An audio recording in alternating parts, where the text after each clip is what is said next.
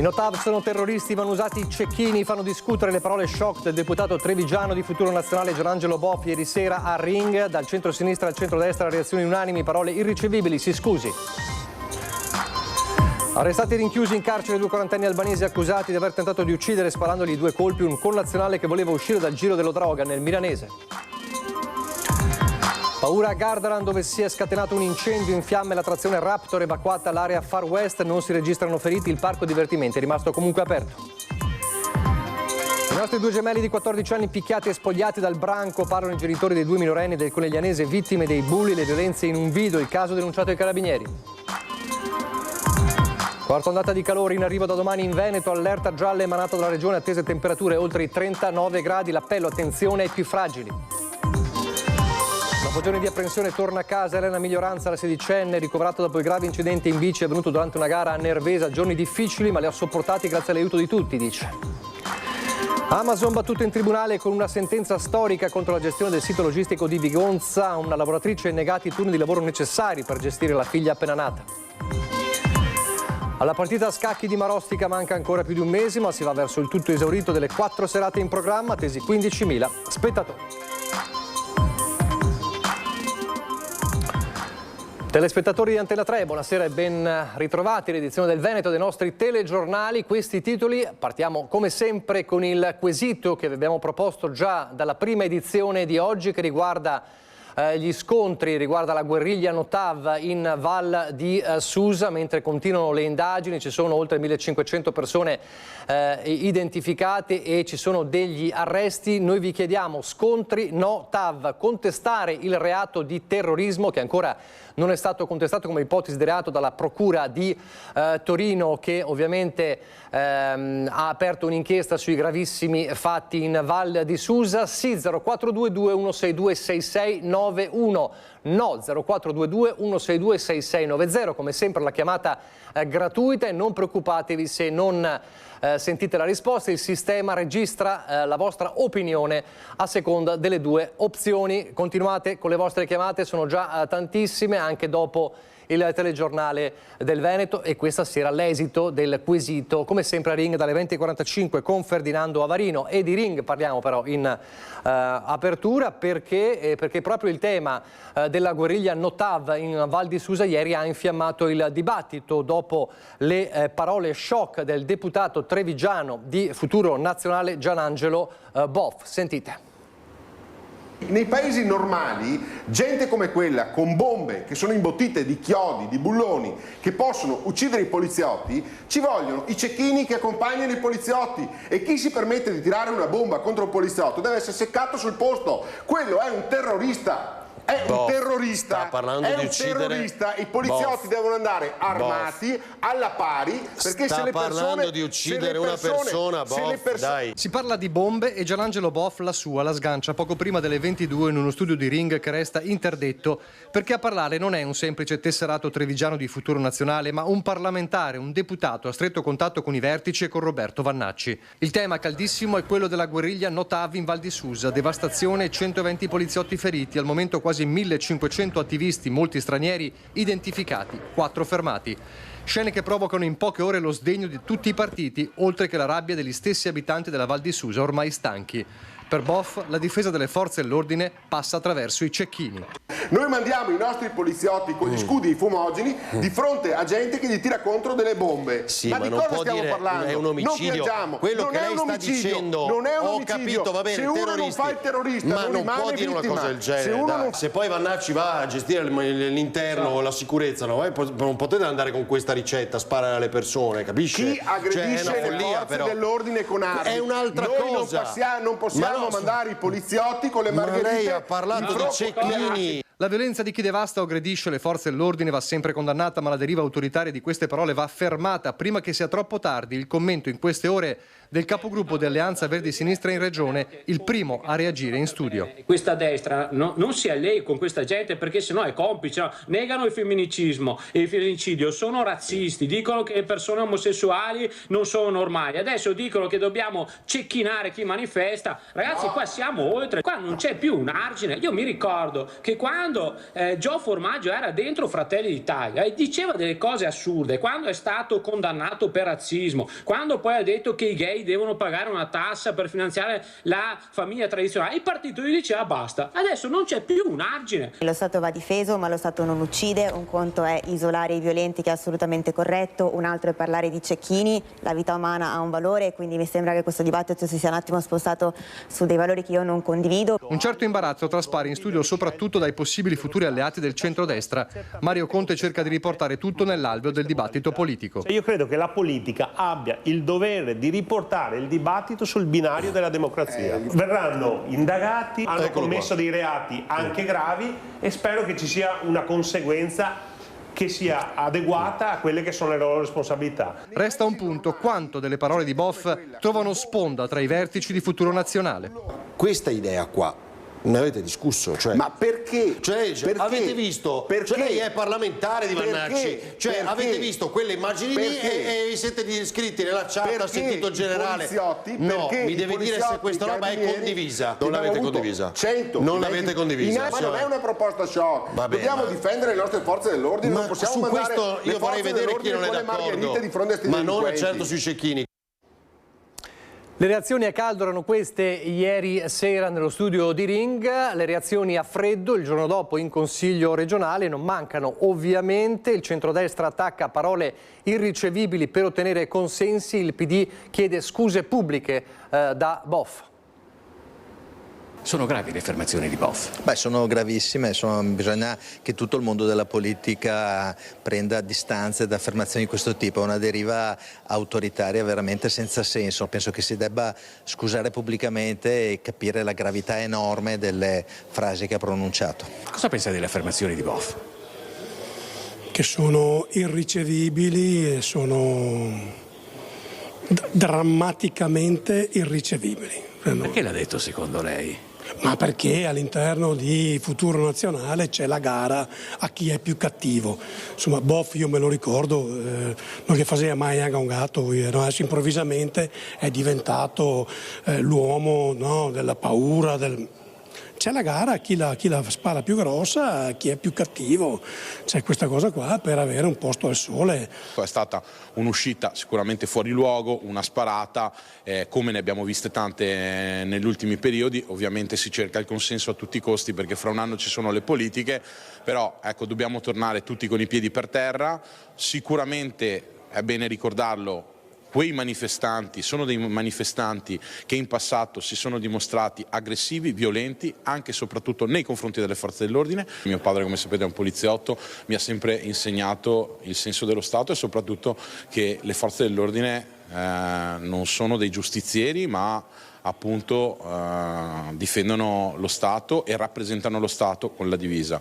Quindi a giudicare sono i giudici. Noi siamo distanti da qualsiasi tipo di violenza nelle manifestazioni e siamo distanti anche ovviamente a chi usa violenza verbale per esagerare nelle cose. C'è un problema in questa ricerca di un populismo di destra sempre più esasperato, penso che sia veramente pericoloso e grave perché si soffia, si mette benzina su dei problemi reali che ci sono, invece che cercare insieme di trovare soluzioni si fomenta una guerra degli uni contro gli altri. Nel centrodestra c'è un serio problema di deriva populista verso destra. Sarebbe un errore drammatico perché noi non dobbiamo rincorrere nessuno, perché la nostra storia, la nostra esperienza, i nostri amministratori, quel simbolo che ci rappresenta, non hanno bisogno di rincorrere nessuno.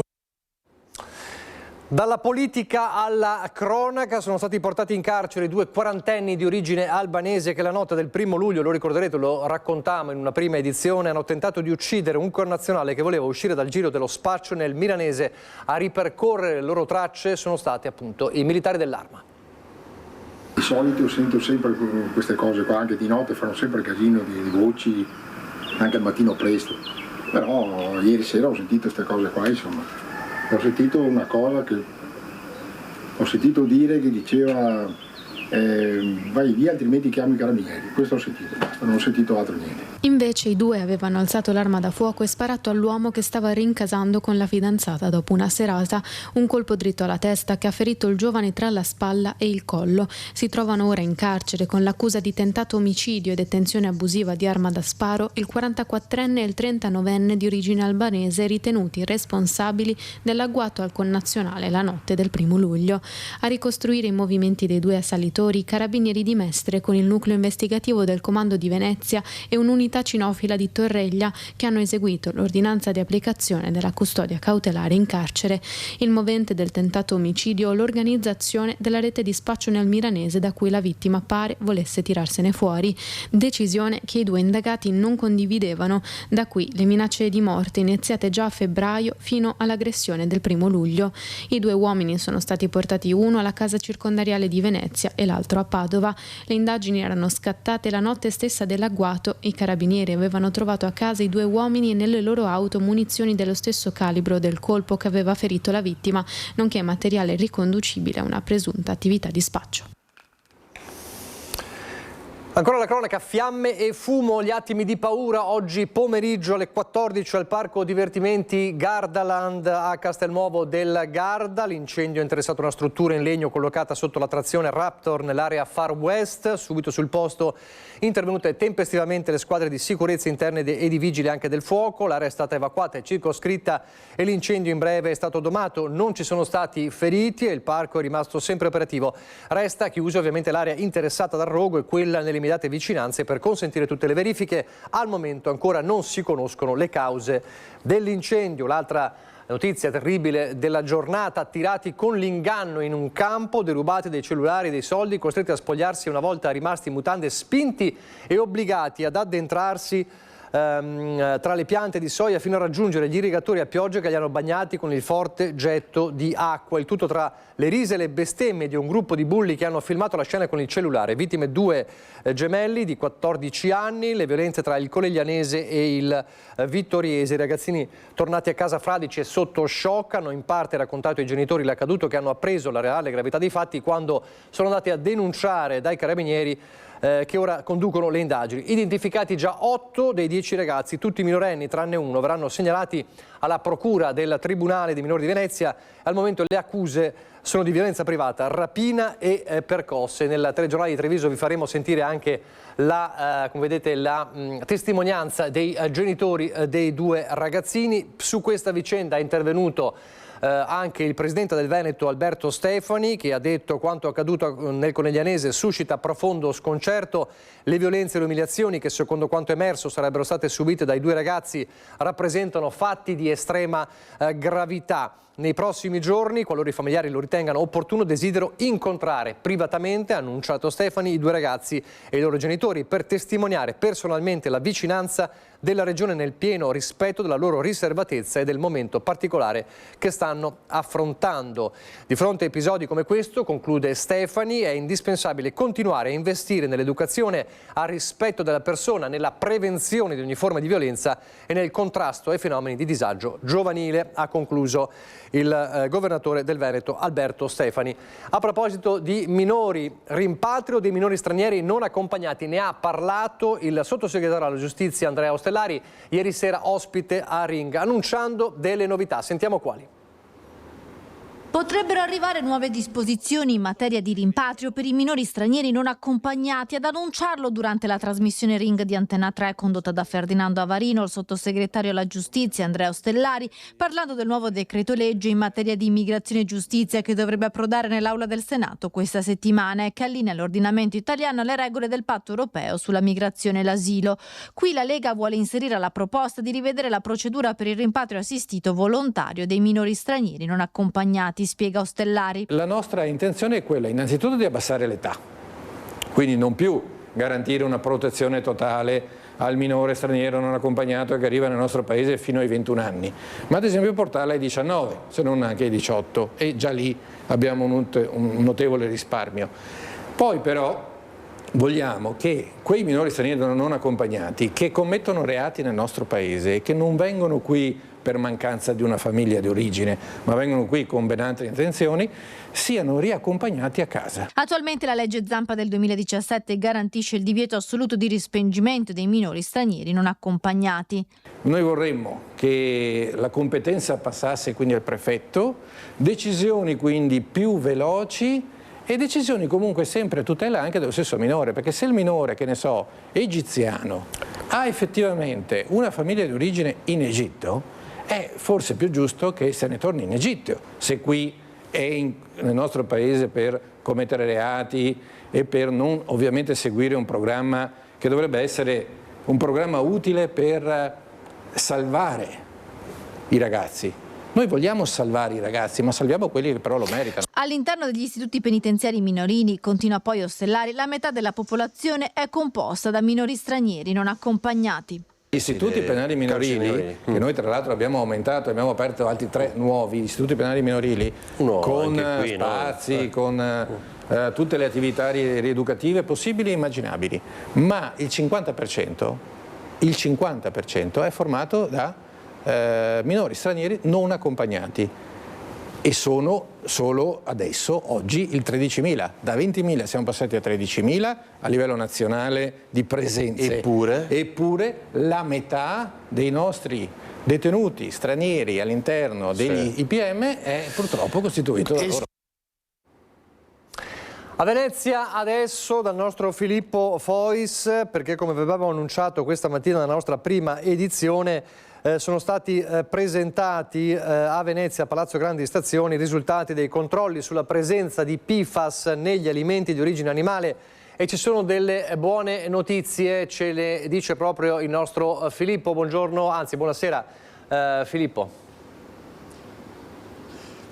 Buonasera Nicola, buonasera ai telespettatori di Antena 3. Sono delle buone notizie che tra poco vi daremo. Non significa che l'emergenza PFAS sia terminata nella nostra regione, ma sono dei dati che ci consentono di guardare al futuro con un certo cauto ma deciso ottimismo. Quello che è stato presentato oggi qui al Palazzo Grandi Stazioni, che vedete alle mie spalle, è il risultato di un monitoraggio che ha coinvolto 156 aziende di zootecnia, per la maggior parte concentrate nella cosiddetta zona rossa da inquinamento PFAS e anche a campione nella zona arancione, che è quella dove il concentramento è meno presente. Per cui ci troviamo tra le province di Verona, Vicenza soprattutto, e per una piccola parte anche di Padova. Ebbene, su 156 aziende di zootecnia, quindi parliamo di tutti i prodotti alimentari di origine animale, si tratti di carne, si tratti di latte, di uova o anche di formaggi, hanno segnato una presenza, una concentrazione di PFAS sotto la media di legge, che è di 0,30 nanogrammi per chilo. Su 156 aziende, 148 hanno presentato valori sotto il limite di legge. È un dato che viene letto con estrema soddisfazione qui in Regione Veneto. Il 7% ha superato questi limiti per alcuni prodotti, tra poco vi dirò quali per la maggior parte. Si tratta quindi di 8 aziende che attualmente hanno dovuto momentaneamente sospendere l'attività fino a che non si metteranno in regola. Quali sono i dati più importanti? Per esempio le uova. Nelle uova non è stato trovato da nessuna parte alcuna traccia di PFAS. Per il 5% delle aziende, tra le 8 per l'appunto che hanno invece un limite superiore, il PFAS si concentra soprattutto sul muscolo bovino, sul fegato bovino e sul fegato suino. Abbiamo detto 156 aziende, alcune sono molto grandi perché per esempio i campioni analizzati per quello che riguarda i bovini erano 703 e 680, cioè il 96,73% sono risultati entro i limiti di legge. Questi sono quindi i risultati. Noi abbiamo chiesto come leggerli anche questi risultati, se si tratti di una maggiore attenzione a questa problematica da parte delle aziende o se effettivamente, ora che la fonte di inquinamento da PFAS non è più attiva da tempo, questo significa anche che nel nostro territorio stia terminando l'incidenza di questa alta densità molto pericolosa di PFAS. Sentiamo cosa ci ha risposto la dottoressa Russo dell'ufficio prevenzione della Regione e poi la linea può tornare allo studio. Il fatto che si è molto in diminuzione rispetto a 10 anni fa significa che le aziende sono più attente oppure che c'è una minore concentrazione di PFAS nel territorio dopo 10 anni? Io direi tutte e due. Infatti quello che noi oggi vi presenteremo innanzitutto è come le concentrazioni sono calate nell'uomo, che rappresenta, diciamo, il vero elemento significativo, perché la persona ha bioaccumulato nell'organismo quello che c'era presente nell'ambiente, negli alimenti e nell'acqua potabile principalmente. Quindi quando calano queste concentrazioni, principalmente nell'acqua potabile, ma poi anche negli alimenti, anche negli ambienti in cui le persone vivono, questo è già rappresentativo del fatto che è diminuita la contaminazione.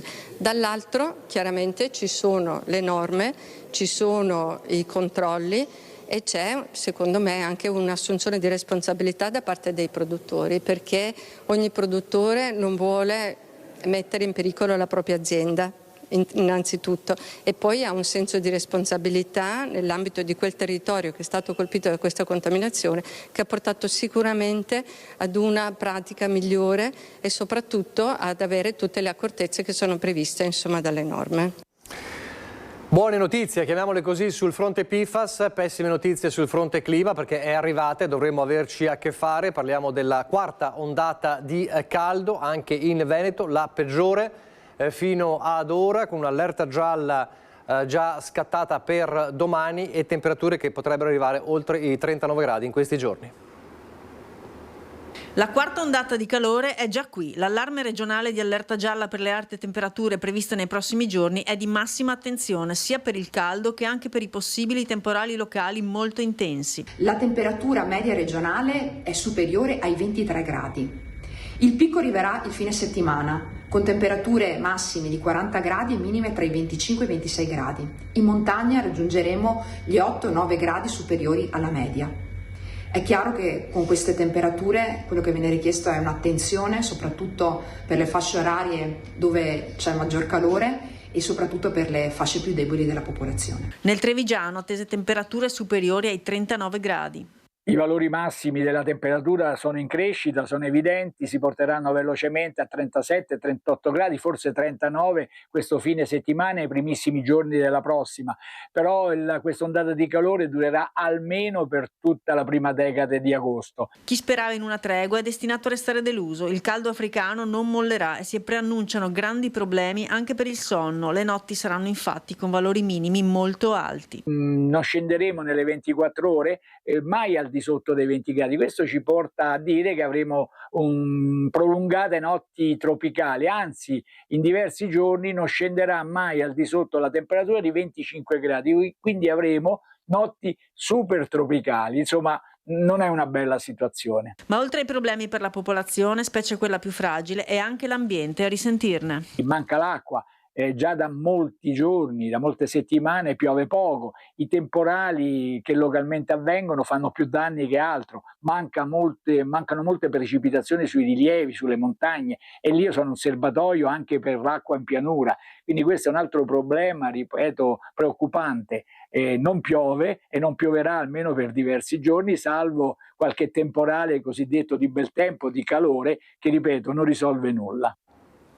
Sono stati diversi giorni di apprensione per le condizioni di Elena Miglioranza, la ciclista sedicenne veneziana, lo ricorderete, che era ricoverata la scorsa settimana a seguito del grave incidente in bicicletta mentre stava disputando una gara a Bavaria di Nervesa della Battaglia nel Trevigiano. Ebbene, è tornata a casa. Ascoltiamo le sue parole insieme al papà Andrea, che le è sempre stato al fianco. Allora, io oggi torno a casa, sono stati dei giorni lunghi, ma sopportabili, dai. E il personale è stato molto disponibile e ora sta andando tutto bene e niente. Un grande in bocca al lupo a Elena Miglioranza, che insomma ce l'ha fatta superare questo momento difficile. Il papà l'abbiamo sentito diverse volte in questi giorni, in queste settimane, le è sempre stato al fianco, e poi c'è stato anche l'incontro con la dottoressa, l'anestesista trevigiana, che le ha di fatto salvato la vita col suo tempestivo intervento. Il tema del lavoro, con Amazon battuta in tribunale con una sentenza storica contro la gestione del sito logistico di Vigonza. Una sentenza che farà giurisprudenza, quella emessa dal Tribunale del Lavoro di Padova contro il colosso dell'e-commerce Amazon per discriminazione indiretta di genere nei confronti di una lavoratrice madre che al rientro dalla maternità aveva subito una rigida organizzazione dei turni che non teneva conto della sua condizione di genitorialità. La causa è stata promossa da DL Cobas Padova, che ha affiancato la lavoratrice durante l'iter giudiziario. Si tratta di una lavoratrice madre e single. Avevamo chiesto appunto che potesse continuare con il suo turno, quello mattutino. L'azienda l'aveva messa anche al turno pomeridiano, cambiandogli settimana in settimana, e lei era costretta a usare il congedo parentale per poter appunto coprire quegli orari nei quali doveva accudire la figlia, e quindi andare anche a perdere del salario, perché il congedo parentale sappiamo che purtroppo è solamente coperto al 30%. La lavoratrice, madre di una bambina dopo la maternità, aveva richiesto una turnazione mattutina, una soluzione che era compatibile con l'organizzazione del sito logistico che ha sede a Vigonza, ma l'azienda ha rifiutato la richiesta. Molto spesso questo atteggiamento che hanno queste aziende, perché poi non ce l'ha solo Amazon, induce le lavoratrici madri, che sono le prime ad essere colpite, a dover rassegnare le dimissioni, a dover scegliere tra lavoro e la gestione della vita familiare. E questa sentenza invece è molto importante perché va a sancire il fatto che comunque la cura dei figli e la cura della famiglia abbia pari valore, le aziende non possono interferire rispetto a questo. La sentenza dispone la cessazione del comportamento discriminatorio, l'assegnazione della lavoratrice al turno richiesto e il risarcimento del danno patrimoniale derivante dalla perdita della retribuzione. Il giudice ha stabilito che lei possa tenere il turno dalle 6 alle 14, quindi abbia il diritto anche a poter avere anche una vita familiare, quindi a gestire anche la propria figlia come dovrebbe essere. Una notizia dell'ultima ora, la leggiamo dal giornale di Vicenza. In Trentino una tragedia a Cinto Tesino, un vicentino 55enne in mountain bike cade in un dirupo e muore. Era in compagnia del figlio che è andato avanti sul percorso, trovatosi bloccato, è tornato indietro senza però vedere il padre. 55enne dunque, vicentino, morto in Trentino a Cinto Tesino, precipitato in un dirupo con la sua mountain bike. Restiamo nel Vicentino, ma non parliamo di cronaca, anzi parliamo della festa della partita a scacchi di Marostica. Manca più di un mese al grande evento, ma è già verso il tutto esaurito. Restano ormai poche decine di biglietti per la rinnovata rappresentazione della partita a scacchi di Marostica, quest'anno impreziosita dall'inedita colonna sonora del maestro Valeriano Chiaravalle. Si attendono quasi 15.000 spettatori. Una cosa che non era mai successa, siamo arrivati, abbiamo fatto i conteggi proprio ieri sera, abbiamo venduto il 95% dei biglietti, quindi ancora veramente pochi posti disponibili e c'è tanta attesa e tanta attesa da tutto il mondo, perché abbiamo venduto dalla Finlandia all'Australia, agli Stati Uniti, biglietti proprio in tutto il mondo. Il 30% vorrei dire di biglietti abbondante sono da turisti che provengono da ogni parte del mondo. 2 venerdì e 2 sabati all'inizio di settembre riporteranno la città e il suo castello alla metà del Cinquecento, anche grazie alla presenza di 650 figuranti in costume d'epoca. Abbiamo avuto come al solito tantissime richieste e abbiamo dovuto lasciare a casa purtroppo tante persone. Abbiamo fatto un turnover importante che per questa edizione, ne faremo un altro per il 2028, lasciando spazio a tutti il più possibile. Le interpreti di Leonora e Oldrada, alla prima uscita pubblica, sono tra le novità di un gruppo di lavoro sempre più folto. In tempi di intelligenza artificiale, che cos'è? Qual è il fascino della partita a scacchi? Che è tutto semplicemente naturale, su uno scenario naturale che non può essere copiato. Vi lascio il meteo, arrivederci.